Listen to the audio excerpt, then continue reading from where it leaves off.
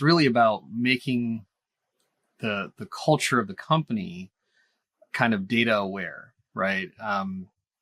It's about making sure that everybody has at least some sort of thought in the back of their head. Maybe it's not everything that they focus on day in, day out, but they have a thought in the back of their head of, okay, I just accessed a customer's dash cam footage because I needed to provide support.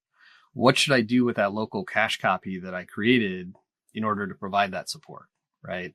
For most people, it's an afterthought because there's just too many things to do, right? You're moving from one call to the next. So it's messages from leadership, it's messages from business owners or the people in charge, essentially saying, hey, no, this is important. I know it's going to take a little bit of time, but it only takes a few seconds if you do it right, and you have the mechanisms to help them do that efficiently. That's the ideal scenario.